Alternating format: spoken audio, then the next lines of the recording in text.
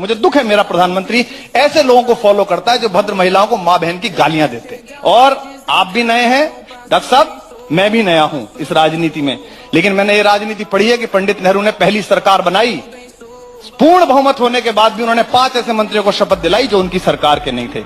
आपके सबसे बड़े श्यामा प्रसाद मुखर्जी के बड़े, जिनका नाम लेकर आप राजनीति करते हो, उनको कश्मीर मामलों का राज्य मंत्री बनाया। और जब हम बांग्लादेश से जीते और यूनाइटेड नेशंस में हमारा प्रतिनिधिमंडल गया तो इन कांग्रेसियों ने पूर्ण बहुमत के बाद अपना कोई आदमी नहीं भेजा, मेरे घर के सबसे बड़े कवि कुलगुरु पंडित अटल बिहारी वाजपेयी को भेजा कि आप जाकर वहां बात कराए। ये सहिष्णुता थी हमारी। और आप पढ़े लिखे लोगों से कहते हैं तुम जंगल चले जाओ, तुम तो लड़की सेट कर रहे हो, अपनी बेटी को सेट कर रहे हैं, ये सोमालिया है, इसका डीएनए खराब है, 50 करोड़ की गर्लफ्रेंड, ये भाषा होती है? सेकुलर होना खराब बात है? बाबा साहब भीमराव अंबेडकर की भूमिका में लिखा हुआ है सेकुलर, आप मना करिए मैं सेकुलर नहीं हूं। आप कुमार विश्वास यांनी मांडल्याप्रमाणे हे बऱ्याचदा पाहायला भेटले। म्हणजे पंडित जवाहरलाल नेहरूंच्या काळामध्ये काय झालं हे प्रत्यक्ष आम्ही जरी पाहिलं नसलं तर आम्ही हे निश्चित पाहिले की बांगलादेशला अटल बिहारी वाजपेयी गेले होते, काँग्रेसने त्यांना पाठवलं होतं।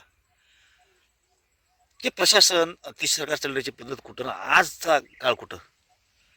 विरोध भाजपचा नाही आहे, भाजप ह्या नावाचा नाही आहे। अटल बिहारी वाजपेयी यांच्या काळात सुद्धा भाजप होती।